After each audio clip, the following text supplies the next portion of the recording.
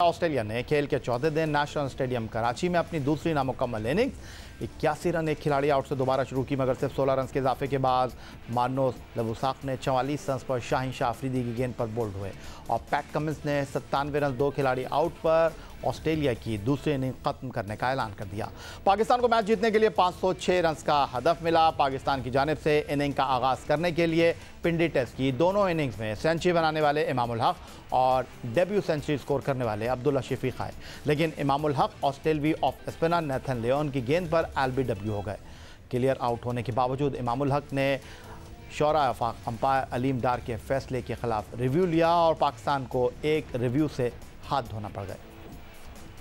पाकिस्तान को सिर्फ 2 रन पर पहली विकेट का नुकसान उठाना पड़ा। इसके बाद अब्दुल्ला शफीक और अजहर अली ने 19 रन जोड़े, लेकिन खाने के वक्फे के बाद पैट कमिंस ने गेंद कैमरून ग्रीन को थमाई। कैमरून ग्रीन ने साबिक कप्तान अजहर अली को शॉर्ट बॉल कराई। अजहर अली डक के लिए झुके, लेकिन गेंद ज़्यादा बाउंस ना हुई और गेंद उनके सीने पर जा लगी। अपील पर अंपायर ने अजहर अली को भी LBW करार दे दिया, लेकिन अजहर अली ने अब्दुल्ला शफीक से काफ़ी देर गुफ्तगू के बाद रिव्यू ना लेने का फैसला किया, लेकिन एक्शन रिप्ले में वाज़ेह तौर पर नज़र आया कि गेंद पहले उनके ग्लव से लगी और फिर उनके सीने से टकराई। नेशनल स्टेडियम कराची टेस्ट के चौथे दिन पाकिस्तान 506 रन के हदफ के ताक़ुब में 21 रन पर 2 विकेटों से महरूम हो चुका था।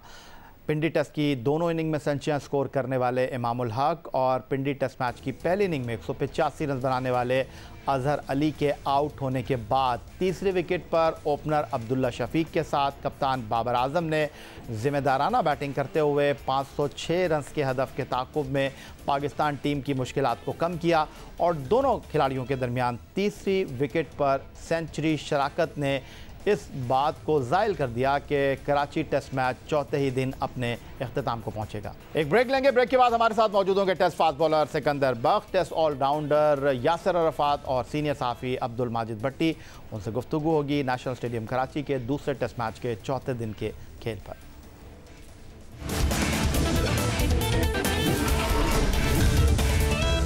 उतार चढ़ाव, तनकीद और ऑस्ट्रेलवी टीम की मुस्बत और भरपूर हिकमत अमली। कराची टेस्ट का अगर ख़ुलासा किया जाए पहले 4 दिन के खेल पर तो शायद यही जवाब बनता है।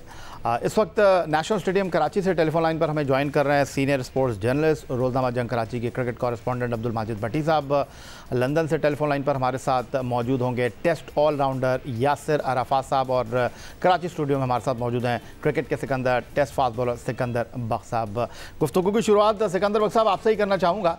ऑस्ट्रेलिया की पहले इनिंग्स के दौरान कप्तान बाबर आजम पर तनकीद हो रही है कि उन्होंने ऑस्ट्रेलिया के खिलाफ मनफी बॉलिंग करवाई और उस वक्त जब गेंद रिवर्स स्विंग हो रहा था उन्होंने 22 ओवर्स स्पिनर से करा दिए, जबकि शाम के वक्त कराची में गेंद रिवर्स स्विंग होता है, जैसा कि हमें ऑस्ट्रेलवी बॉलिंग में भी नज़र आया। माजी में वसीम अकरम और वक़ार यूनुस भी कराची में रिवर्स स्विंग कराते रहे हैं। तो कोचिंग स्टाफ में जो 2 बड़े नाम सकलैन मुश्ताक और मोहम्मद यूसुफ बैठे हुए हैं, उन्होंने कोई पैगाम नहीं पहुँचाया जिसकी वजह से ऑस्ट्रेलिया इतना बड़ा टोटल बनाने में पहली इनिंग में कामयाब हो गया। देखिए, इस वक्त जो ऑस्ट्रेलिया का कमांड ली हुई है उनकी स्ट्रेटजी देखें और हमारी स्ट्रेटजी देखें। हमने पहले मैच में हमारी वही पोजीशन थी जो ऑस्ट्रेलिया ने सेकंड मैच में उनकी हुई है, यानी कि टॉस जीते लंबा स्कोर किया। उन्होंने 500 रन किए, उन्होंने जो है 500 कुछ 8 रन करके डिक्लेयर किया, उन्होंने 556 के। तो पाकिस्तान को भी वही स्ट्रेटजी वहाँ पे अपनानी चाहिए थी कि लंबा स्कोर करते, 2 दिन 2.5 दिन बैटिंग करते और फिर ऑस्ट्रेलिया पे अटैक करते, ताकि पिच के ऊपर वेयर एंड टेयर हो जाए। ताकि जो देखें, जो पहले दिन जो 2 दिन होते हैं ना, पिच थोड़ी सी चिकनी होती है फर्स्ट डे तो ख़ास तौर पे, और वो उसका सरफेस जो होता है वो बिल्कुल स्मूथ होता है। बाद में गेंद के जब टिप्पे लगते रहते हैं तो उसमें स्पॉट्स आ जाते हैं। जिन्होंने क्रिकेट खेली है, जो ग्राउंड के ऊपर खड़े होते हैं, जाके देखें उनको साफ नज़र आता है कि कहाँ पे गेंद ज़्यादा गिर रहा है और कहाँ पे कम। तो ये स्ट्रेटजी हमें वहाँ से अडॉप्ट करनी थी, जो हमने नहीं की। और जो बॉलिंग की आप बात कर रहे हो, यही चीज़ यहाँ पर हुई है कि पहले दिन हमने रिजवान को पीछे बिठाकर मतलब लेग साइड के ऊपर बॉलिंग करनी शुरू कर दी। पहले दिन कौन करता है ये? पहले दिन तो आप अटैक करते हैं, आप आउट करने पे जाते हैं, आप नेगेटिव बॉलिंग नहीं करते। नेगेटिव बॉलिंग जब शुरू होती है कि जब आप मैच फंस जाए। आप चाहते हैं कि दूसरी साइड ज़्यादा लंबा स्कोर ना करे, आपके पास टारगेट कम है या कुछ इस किस्म की सिचुएशन, लास्ट डे है, मैच जीतने जा रहे हैं, तो फिर आप ये इस किस्म की चालाकियाँ करते हैं कि down the leg side gain करा दें। अगर एक दफ़ा वो स्मिथ आउट हो गया था down the leg side sweep मारते हुए, तो क्या आप वो नेगेटिव बॉलिंग दोबारा कराएंगे? ये गलत स्ट्रेटजी थी। और बिल्कुल सही कह रहे हो कि हमारी बॉलिंग रिवर्स क्यों नहीं हुई, हमें रिवर्स करनी चाहिए थी, हमने प्रैक्टिस नहीं की इतनी ज़्यादा या तो रिवर्स करने की। उन्होंने तो पूरा गेंद बनाया शुरू के अंदर, उन्होंने गेंद बनाने से मतलब है कि 18-19 ओवर करवाए, स्पिनर से करवाए, शुरू में गेंद थोड़ा पुराना हुआ, फिर उन्होंने उनको शाइन करके उन्होंने रिवर्स किया और गेंद को ऊपर रखा, और आप देखें उसका नतीजा उनको मिला है जो हम नहीं कर सके। और आप बिल्कुल सही कह रहे हो, वहाँ पे दो बड़े क्रिकेटर बैठे हैं, उन्हें ये प्लानिंग करनी चाहिए थी, जिसका बहुत ज़बरदस्त किस्म का फुकदान नज़र आया है कि हमारे जो मैनेजमेंट के लड़के थे वो इस तरह की ट्रेनिंग, इस तरह की प्लानिंग नहीं कर सके। ठीक हो गया। यासिर, आपकी तरफ आता हूँ। मैं अगर आपसे ये जानना चाहूँ कि एक आम तासुर ये है कि चेयरमैन पीसीबी रमीज़ हसन राजा का ये कहना कि जनाब ऑस्ट्रेलिया के पेस अटैक को देखते हुए हम उनके लिए तेज़ पिचेस नहीं बना सकते, फिर दूसरी तरफ वो ये कह रहे हैं कि अच्छी पिचेस बनाने में 5 से 6 महीने लगते हैं, फिर तीसरी तरफ वो ये कह रहे हैं कि जनाब जो इस वक्त पिचेस का मेयार है ऑस्ट्रेलिया के स्पिन बॉलिंग को देखते हुए, फास्ट बॉलिंग को देखते हुए हम जो है अपने होम ग्राउंड का फ़ायदा उठाना चाहते हैं। तो ये तो समझ आया नहीं कि वो कहना क्या चाह रहे हैं, लेकिन एक बात जो वाज़ेह तौर पर दिखाई दे रही है कि 24 साल के बाद ऑस्ट्रेलिया की टीम आई, लेकिन ऐसा लगा कि हम खौफ में मुब्तला हैं। देखिए, अल्लाह अल्लाह करके 24 साल के बाद टीम तो आई, मगर जिस तरह की पिचेस हमने बनाई है, मुझे लगता है कि अगले 24 साल फिर ये नहीं आएंगे। जो जिस तरीके की क्रिकेट खेली जा रही है, 90 माइल्स एन आवर के प्लस के बॉलर जब बॉलिंग कर रहे हैं, 2 टिप्पों से बॉल कीपर के पास जा रही है, तो आप देखिए किस किस्म की क्रिकेट हो रही है। और इतनी बड़ी सीरीज की देखिए, एक तो प्लानिंग होती है, स्ट्रेटेजी होती है, वो दोनों चीजें हमें नजर नहीं है यहाँ पे। कि आप एक तो ठीक है, आप कह सकते हैं कि सर्कमस्टांसेस ऐसे कि आपके पीएसएल आपको फिट इन करनी थी, और उनके अराइवल का वो जो उन पे डिपेंड करता था कि उन्होंने किस टाइम पे आना है। तो आपके पास जो बीच में गैप था वो बहुत कम था लड़कों के। और हम जो अभी थोड़ी देर पहले बात भी कर रहे थे कि रिवर्स स्विंग हमारा क्यों नहीं हो रहा और उनका क्यों हो रहा है, तो देखिए उनकी टीम या उनके बॉलर्स एक अच्छी सीरीज खेलते हुए आ रहे हैं, 5 डे क्रिकेट खेलते हुए आ रहे हैं। हमारे क्रिकेटर्स एक हफ्ता पहले पीएसएल खेलते हुए आ रहे हैं। तो आपने अपनी तरजीहात क्या रखी है? या आपने अपनी पीएसएल को सक्सेसफुल करना है, या आप अपनी टेस्ट क्रिकेट को बेहतर आपने उनको सेव करना है, अपने प्लेयर्स को सेव करना है। शाहिन शाह अफरीदी आपके प्रीमियम फास्ट बॉलर हैं, तो आप देखेंगे इस तरह की पिचेस हम उनको प्रोवाइड कर रहे हैं। इस पिच पे देखिए 2 किस्म की पिचेस होती हैं, या तो वो स्पिन करती है या फिर वो फास्ट बॉलर्स को सपोर्ट असिस्टेंस देती है। हमें तो इस चीज में दोनों चीजें ही नजर नहीं है दोनों मैचों में। स्पिनर्स को भी फायदा नहीं, और अभी देखिए चौथा दिन है और नेशनल लाइन बॉलिंग कर रहे हैं, तो उनको समझ नहीं आ रही वो बॉलिंग किस तरह करें। तो मुझे खुद समझ नहीं आ रही कि क्या स्ट्रेटेजी या क्या प्लानिंग थी इतनी बड़ी सीरीज से पहले। 2 क्रिकेटर्स हमारे साथ मौजूद हैं और वो कह रहे हैं कि ये क्या हो रहा है, उनको समझ नहीं आ रहा। तो एक सहाफ़ी की तरफ चलते हैं और उनसे पूछते हैं कि वो इस तमाम सूरत हाल को किस तरह एनालाइज़ कर रहे हैं। माजिद भट्टी साहब, बड़ा वसी तजुर्बा है आपका। आप पिंडी टेस्ट मैच के दौरान भी आप मीडिया बॉक्स में मौजूद रहे, नेशनल स्टेडियम कराची में भी आपने एक और टेस्ट मैच अपने करियर में विटनेस किया। मैं आपसे ये जानना चाहता हूँ कि रमीज़ हसन राजा साहब ने अपने बयान का दिफा करने के लिए मीडिया के सामने आकर गुफ्तगू की, बट कुछ दिन पहले वसीम अकरम साहब, जिनकी क़यादत में रमीज़ हसन राजा साहब खेले हैं और रमीज़ हसन राजा की क़यादत में वसीम अकरम साहब खेले हैं, उन्होंने कराची में मीडिया से गुफ्तगू करते हुए कहा कि जी हमारे दौर में तो कैसी पिच होगी, ये सवाबदीदी इख्तियार कप्तान के पास होता था। और उन्होंने ये भी कहा कि जी ये पिच विच बनाना चेयरमैन क्रिकेट बोर्ड का काम नहीं है। तो वो बराह रास्त मैसेज दे रहे हैं रमीज़ हसन राजा को, या क्या कहना चाह रहे हैं? देखिए, ये बाहर बैठ के आप जो चाहे क्रिटिसिज्म कर लें, बहुत आसान होता है। वसीम अकरम पाकिस्तान क्रिकेट बोर्ड की क्रिकेट कमेटी के रुकन है, और पिछले दिनों जो बड़े बड़े फैसले पाकिस्तान क्रिकेट बोर्ड ने किए, जिनमें कोचेस तब्दील हुए, उसमें भी वसीम अकरम शामिल थे। मुझे ऐसा लग रहा है कि रमीज राजा जब से आए हैं, वसीम अकरम पॉलिसी मेकिंग में कहीं इन्वॉल्व नहीं है, इसलिए वो थोड़े से हाश नजर आ रहे हैं। लेकिन 2 टेस्ट क्रिकेटर बात कर रहे हैं पाकिस्तान में पिचेस के हवाले से। मैंने तो यही है, जितनी भी पाकिस्तान में बड़ी टीमों की क्रिकेट कवर की है, countries like Australia, England, New Zealand, even India के खिलाफ भी ऐसी ही पिचेस पाकिस्तान में हमने माजी में भी देखी है, इस बार भी बनी है। तो कभी भी पाकिस्तान की जो मेरा ख्याल स्ट्रेंथ रही है, वो तो रिवर्स स्विंग पर आउट करते हैं। अब आप देखें ना, इस पिच पे जहां ऑस्ट्रेलिया रिवर्स स्विंग कर रहा है, पाकिस्तान के फास्ट बॉलरों ने रिवर्स स्विंग नहीं की। अगर आप उस पिच का स्क्वायर देख लें, वो जो 12-13 पिचेस का स्क्वायर है नेशनल स्टेडियम पे, बिल्कुल ड्राई है। वो ड्राई इसलिए रखा गया कि पाकिस्तान के बॉलर उस रफ का फायदा उठाएंगे। गेंद जब रफ होगी उसके बाद फिर रिवर्स स्विंग करेंगे। अनफॉर्चुनेटली शाहीन शाह अफरीदी, हसन अली और फहीम अशरफ ने रिवर्स स्विंग इतनी बेहतर अंदाज में, इतनी स्पीड के साथ नहीं करवाई जितनी मिचेल स्टार्क और माजिद भट्टी साहब, और रिवर्स स्विंग करने के लिए वक्त चाहिए ना, तो इन बेचारों को अभी कहाँ वक्त हुआ है?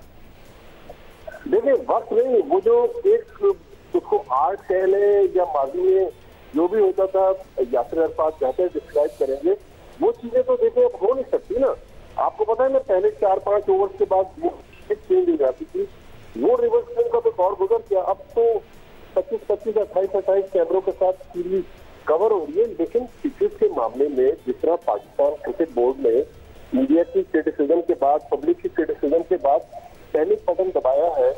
अब देखें ना कि दुबई क्रिकेट स्टेडियम के जो चीफ क्यूरेटर है टोबी, वो 3 दिन कराची में रहे। मैं ये आपको एक ब्रेकिंग दे रहा हूँ, इस वक्त वो लाहौर में है। उनसे लाहौर टेस्ट के लिए पिच हालांकि आगा जाहिद बना चुके थे, लेकिन उस पिच में मजीद बेहतरी लाने के लिए या उसको बेहतर बनाने के लिए टोबे जो है वो इस वक्त लाहौर पहुंच गए। अब ऐसा ना हो कि 2 बंदे मिलकर एक अजीब गरीब पिच बना दें, लिहाजा अब गैर मुल्की इमदाद को भी या गैर मुल्की माहिरीन को भी पाकिस्तान क्रिकेट बोर्ड ने इसमें शामिल किया है। देखें अब वो किस तरह की पिच बनाते हैं। लेकिन मेरे ख्याल में पाकिस्तान की बैटिंग को जरूर क्रिटिसाइज करना चाहिए 148 रन पर, लेकिन मेरे ख्याल बॉलर्स ने भी अच्छी बॉलिंग की, 550 रन देना हमारी बॉलिंग पर भी बहुत बड़ा सवाल है। ठीक हो गया माजिद भट्टी साहब, एक बार फिर यासिर अरफात साहब आपकी तरफ आ जाता हूँ। आप जितना तहफ़्फ़ुज़ात का इजहार कर रहे हैं पिच के ऊपर, पाकिस्तान के लिए आप टेस्ट क्रिकेट भी खेले, वनडे भी खेले, T20 क्रिकेट भी खेले, आपने पाकिस्तान की सरज़मीन पर भी बैनुल-अक़वामी क्रिकेट खेली, डेब्यू आपने चिन्नास्वामी बेंगलोर में किया, पाकिस्तान के लिए चैम्पियंस ट्रॉफ़ी खेले, वर्ल्ड कप खेले, ICC वर्ल्ड T20 खेले आप। तो माजिद भट्टी साहब जो कह रहे हैं कि जी ये पिचेस तो ऐसी ही बनती हैं पाकिस्तान में, लेकिन हमारे खिलाड़ी जो है वो डिलीवर नहीं कर सके, आप इत्तेफाक करेंगे इस बात से?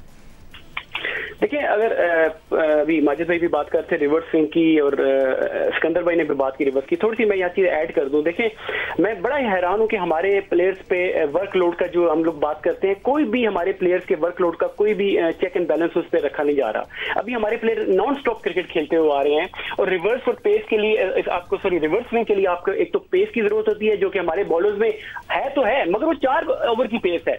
देखिए, जब मैं आपसे पहले भी मेंशन किया कि जब ऑस्ट्रेलिया की टीम एशेज खेलती हुई आ रही है, जिन्होंने लंबी बॉलिंग की है, हमारे प्लेयर ने लंबी बॉलिंग कब की है?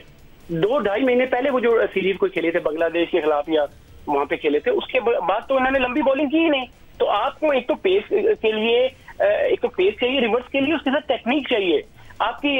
उनके तीनों बॉलर्स जो है हमारे बॉलर से ज्यादा पेस से बॉलिंग कर रहे हैं। जो कैमरून ग्रीन जो नए लड़के आए, उनकी भी पेस हमारे एवरेज स्पीड पेस अगर आप बात करें वो हमसे ज्यादा है। तो इसी वजह से उन लोगों ने रिवर्स किया कि उनकी एक तो पेस ज्यादा है, ऑब्वियसली हमारे ये बॉलर्स नए तो हैं, मगर इनके जो मसल वो डेवलपमेंट नहीं हुई उनकी लंबी बॉलिंग के लिए। 4 ओवर के लिए तो ठीक है, मगर हमें देखिए अभी लड़कों को गैप जब मिल रहा है, समर में इनको कुछ थोड़ा सा गैप मिल रहा है, और मुझे समझ नहीं आ रहा लड़कों को काउंटी के लिए भेज रहे हैं।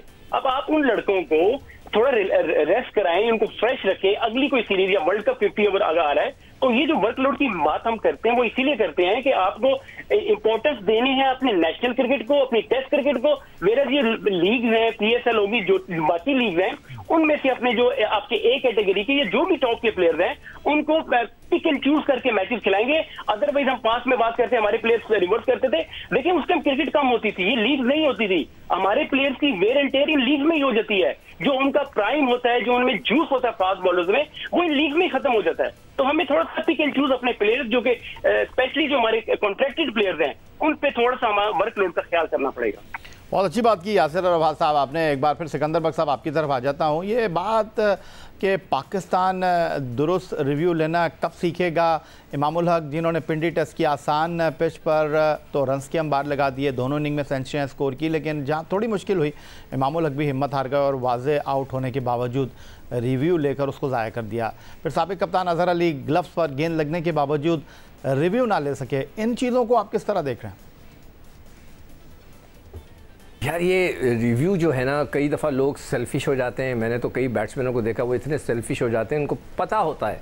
देखिए जब बैटिंग आप कर रहे होते हैं, जो क्रिकेटर होता है, जो बैट्समैन होता है, जैसे ही गेंद लगती है, चाहे ग्लव्स पे लगे, चाहे बल्ले पे लगे, चाहे पैरों पे लगे, उसको अंदाज़ा हो जाता है कि मैं फंस गया हूँ, मैं आउट हो जाऊँगा, अंपायर मुझे आउट देगा।